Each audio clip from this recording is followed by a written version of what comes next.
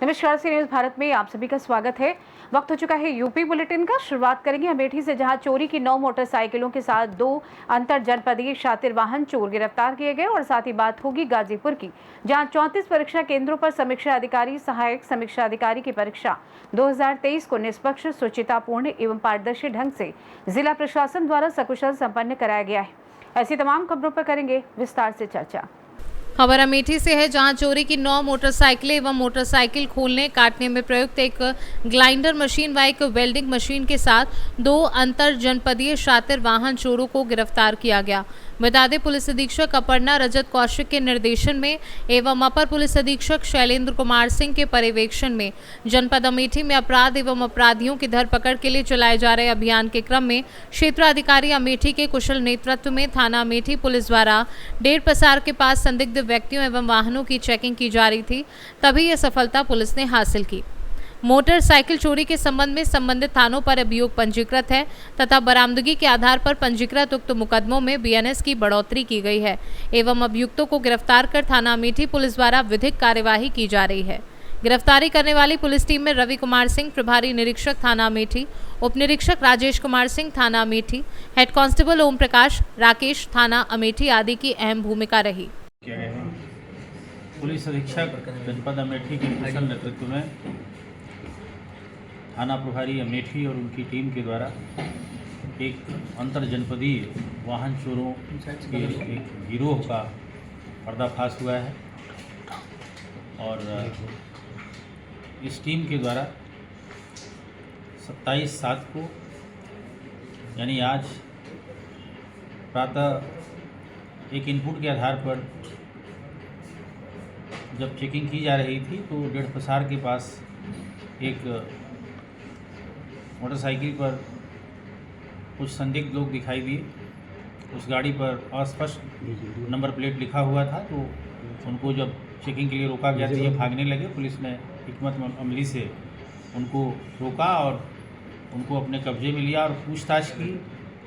तो उसमें एक व्यक्ति ने अपना नाम मोहम्मद सलमान, जो ठेंगहा संग्रामपुर का निवासी है, और दूसरे व्यक्ति ने अपना नाम प्रीतम वर्मा, जो भवानीपुर संग्रामपुर का रहने वाला है। ये दोनों हिरासत में लिए गए और इनके द्वारा इंट्रोगेट करने पर स्वीकार किया गया कि ये काफ़ी लंबे समय से वाहन चोरियाँ कर रहे हैं। एक वाहन चोरी इन्होंने थाना अमेठी में HDFC बैंक के पास अभी 15 दिन पहले ही की थी, जो गाड़ी मौके से रिकवर हुई।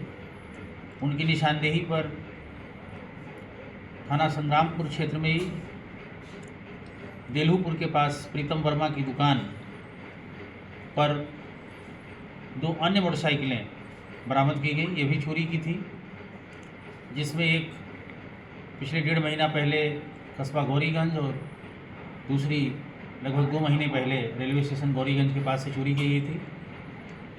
अन्य 6 मोटरसाइकिलों के पार्ट्स भी इनके द्वारा बरामद कराए गए, जो विभिन्न जनपदों में अर्थात अमेठी के विभिन्न थाना क्षेत्रों में और रायबरेली, सुल्तानपुर, प्रतापगढ़ के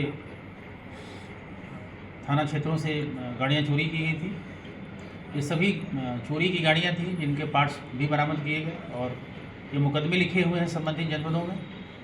ये सब कनेक्ट किए गए और सारे इन चोरी की गाड़ियों और इनके पार्ट्स को, यानी कुल 9 मोटरसाइकिलें जो चोरी की थी, उनको रिकवर करते हुए और इन अभियुक्तों को गिरफ्तार करते हुए समुचित धाराओं में थाना अमेठी में अभियोग पंजीकृत करते हुए विधिक कार्यवाही की जा रही है। अभियुक्त सलमान के खिलाफ जनपद के मुंशीगंज में, संग्रामपुर में और अमेठी में कुल मिलाकर लगभग 7 अभियोग पंजीकृत हैं। और ये एक बड़ा गुड वर्क है और कि हम लोगों ने, हमारी टीम ने एक अंतर जनपदीय वाहन चोरों के गैंग को पकड़ा और इतनी 9 की संख्या में चोरी की गाड़ियों को जो जनपद अमेठी और सुल्तानपुर, प्रतापगढ़ और रायबरेली में चोरी की गई हैं, इन सबको रिकवर किया गया है। इसमें अन्य साक्ष्य संकलन करते हुए शीघ्र ही इसमें जो अन्य विवेचनात्मक कार्रवाई है पूरी। अमेठी से सी न्यूज संवाददाता आशुतोष शुक्ला की रिपोर्ट। खबर यूपी के गाजीपुर से है, जहां जनपद भर में 34 परीक्षा केंद्रों पर समीक्षा अधिकारी, सहायक समीक्षा अधिकारी की परीक्षा 2023 को निष्पक्ष, शुचितापूर्ण एवं पारदर्शी ढंग से जिला प्रशासन द्वारा सकुशल संपन्न कराया गया।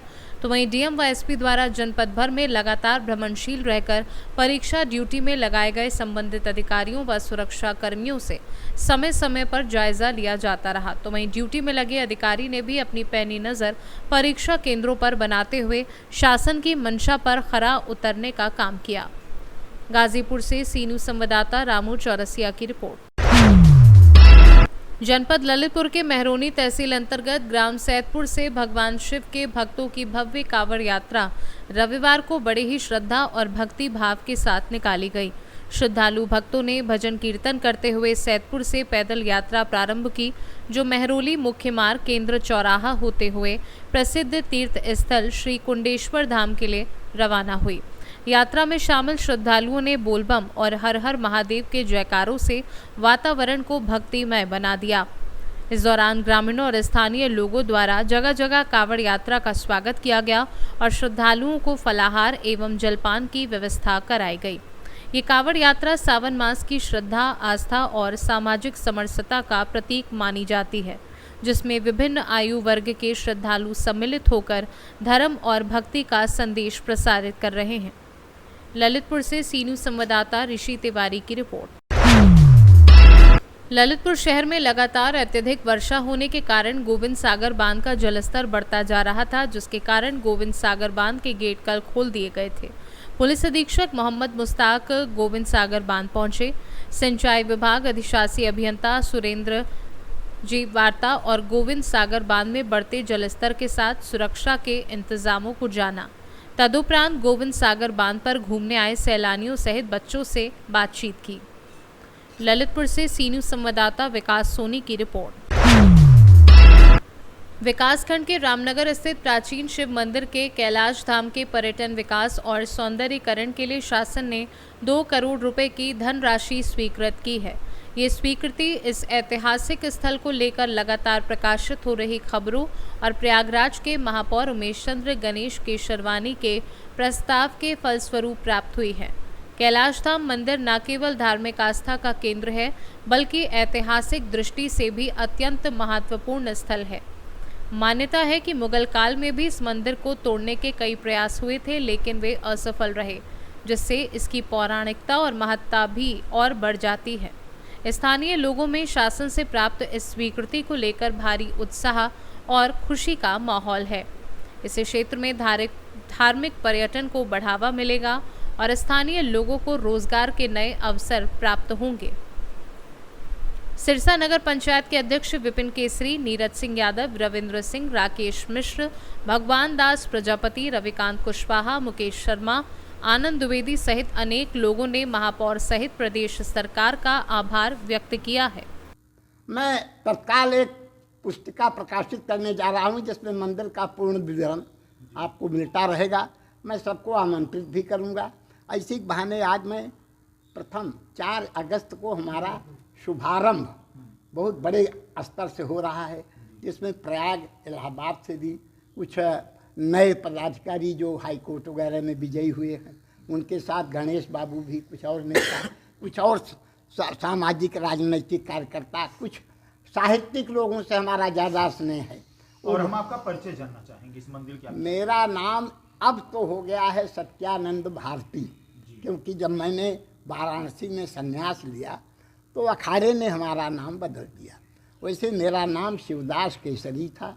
मेरे पिताजी का नाम स्वर्गीय बिहारी लाल केसरी था। मेरी जन्मभूमि भी यही है और इस मंदिर के निर्माणकर्ता भी हमारे पूर्वज रहे हीरा राम साहू जी।